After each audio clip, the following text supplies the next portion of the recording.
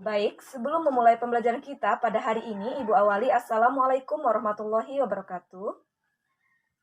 Bagaimana kabar kalian hari ini anak-anak? Apakah sehat semua? Ya, Alhamdulillah jika sehat semua. Kalau begitu, kalian sudah siap belajar ya hari ini? Ya, baik. Kalau begitu langsung saja ketua kelas silahkan dipimpin teman-temannya untuk berdoa terlebih dahulu. Baiklah, Ibu akan melakukan absensi terlebih dahulu. Ibu lihat sepertinya hadir semua ya hari ini. Ya, bagus. Kalau hadir semua, begitu langsung saja. Pada pembelajaran kita pada hari ini, kita akan belajar mengenai teks anekdot. Ya, adapun tujuan dari pembelajaran kita pada hari ini, yaitu melalui model pembelajaran discovery learning dengan pendekatan saintifik, kalian mampu mengidentifikasi struktur dan kebahasaan yang terdapat di dalam teks anekdot. Dan kalian mampu menceritakan kembali cerita anekdot tersebut secara lisan maupun tulis dengan penyajian yang berbeda tentunya. Paham ya? Langsung saja Ibu bagikan kalian contoh dari teks anekdot. Silahkan kalian baca dan Ibu beri waktu 5 menit ya. Baiklah anak-anak, karena kalian telah selesai membaca contoh dari teks anekdot yang telah Ibu bagikan, lanjut kita akan belajar secara bersama-sama menganalisis struktur dari teks anekdot itu. Nah, bisa kalian lihat sendiri, sekarang telah Ibu tampilkan di PowerPoint ya. Bisa kita lihat dan kita baca bersama-sama. Di dalam teks anekdot yang telah Ibu sajikan, terdapat paragraf pertama. Apakah ada yang ingin membaca? Ya, silahkan Liana dibaca. Ya, terima kasih kepada Liana yang sudah membacakan paragraf pertama dari teks anekdot kita tadi. Ya, kita dibaca ya. Terdapat 2 orang dari partai politik, sebut saja namanya Riza dan Zaki. Nah, selanjutnya yang mempunyai niat yang sama dengan maksud untuk mencalonkan diri sebagai anggota Dewan Perwakilan Rakyat Daerah atau DPRD. Dari paragraf pertama ini, kira-kira apakah ada yang tahu apa yang dibahas penulis dari paragraf pertama ini? Ya, Febri, silahkan. Ya, kita beri tepuk tangan dulu untuk teman kalian. Ya, karena jawabannya benar ya. Dari paragraf ini bisa kita lihat bahwa penulis menyampaikan beberapa hal. Nah, yang pertama yaitu penulis dengan adanya paragraf pertama memberikan gambaran tentang isi cerita yang akan dibahas pada paragraf berikutnya nanti. Paham? Ya. Nah, hal ini disebut dengan abstraksi. Jadi, dalam suatu contoh teks anekdot itu terdapat di dalam paragraf pertama yang merupakan suatu gambaran untuk menjelaskan kalimat-kalimat atau paragraf berikutnya itu disebut dengan abstraksi. Jadi, abstraksi adalah struktur dari teks anekdot yang pertama. Paham ya sampai sini? Ya, bagus. Selanjutnya, kita lanjut ke paragraf kedua. Nah, di sini apakah di antara kalian ada yang ingin menyimpulkan kira-kira apa sih isi dari paragraf kedua yang telah kalian baca tadi? Ya. Risa? Ya, benar. Jawaban Risa. Beri tepuk tangan. Ya, anak-anak, benar yang disampaikan teman kalian tadi, bahwa di dalam paragraf kedua ini, penulis menyampaikan beberapa hal dari kalimat. Setelah selesai memberikan berkas pencalonannya ke KPU di wilayah masing-masing, kedua orang tersebut mengobrol dengan minum kopi di sebuah kantin.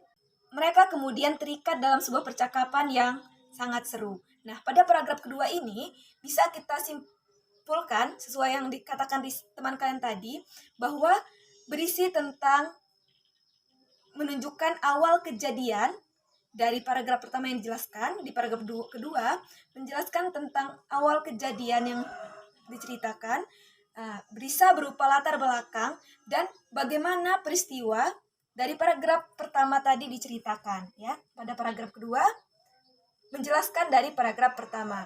Nah, hal ini disebut dengan orientasi. Jadi anak-anak, orientasi adalah struktur kedua yang terdapat di dalam teks anekdot, merupakan penjelasan dari paragraf pertama yang merupakan abstraksi. Paham?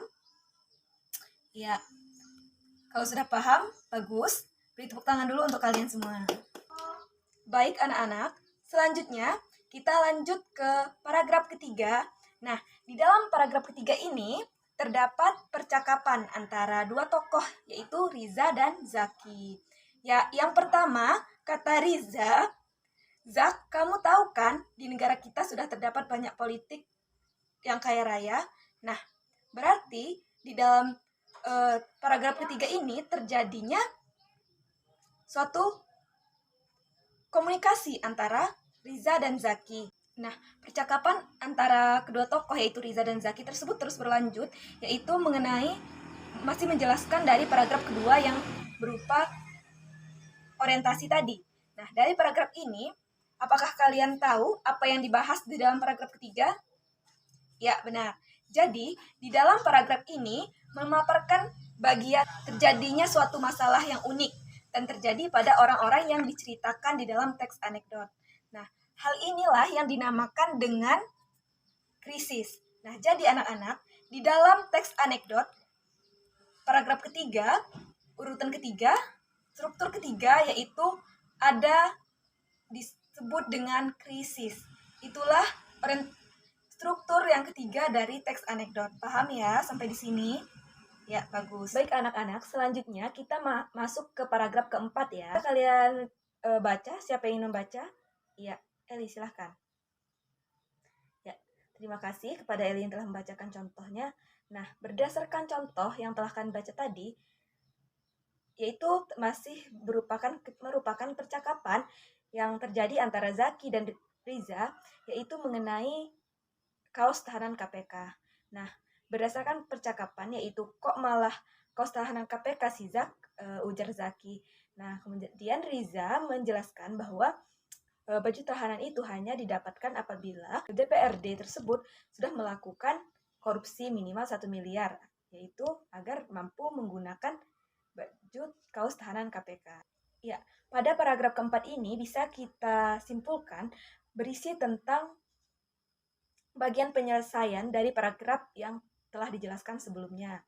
Nah, jadi pada paragraf keempat ini yang merupakan penyelesaian masalah disebut dengan tahap struktur reaksi. Nah, jadi reaksi merupakan struktur keempat yang terdapat di dalam teks anekdot. Paham anak-anak? Ya, bagus jika paham. Ya, anak-anak, selanjutnya kita masuk ke paragraf terakhir, yaitu di sini terdapat suatu paragraf yang menjelaskan bahwa kemudian mereka memesan kopi untuk kedua kalinya dan mengingat masa lalu. Mereka yang sudah pernah menggunakan kaos termahal yaitu baju tahanan KPK. Nah, dari contoh dari paragraf ini tentunya kita dapat menyimpulkan bahwa paragraf ini merupakan paragraf akhir yang berisi kesimpulan tentang kejadian yang dialami penulis. Jadi, pada hal ini merupakan bagian akhir dari suatu cerita yang terdapat di dalam teks anekdot. Oleh karena itu, pada paragraf ini disebut dengan koda. Paham? Ya, bagus. Kalau sudah paham, kita beri tepuk tangan dulu untuk kita semua. Ya, selanjutnya kesimpulan. Setelah kita membahas tiap paragraf dari teks anekdot tadi, dapat kita simpulkan bahwa teks anekdot terdiri dari 5 struktur. Yang pertama yaitu abstraksi, kedua orientasi, ketiga kritis, keempat reaksi, dan yang terakhir koda. Seperti yang sudah Ibu jelaskan tadi, paham? Ya, bagus. Selanjutnya, karena kalian sudah paham mengenai struktur dari teks anekdot, ya, sekarang Ibu memiliki satu contoh teks anekdot lagi, silahkan kalian kerjakan. Kalian cari struktur yang terdapat di dalam teks anekdot yang dengan judul berbeda, yaitu sekarang judulnya dosen yang juga seorang pejabat. Silahkan kalian kerjakan. Kemudian minggu depan kita akan bahas bersama. Karena waktunya sudah habis, Ibu akhiri sampai di sini. Lanjut minggu depan. Jika ada yang ingin bertanya, silahkan bertanya. Ya, karena tidak ada yang bertanya, Ibu akhiri sampai di sini. Wassalamualaikum warahmatullahi wabarakatuh.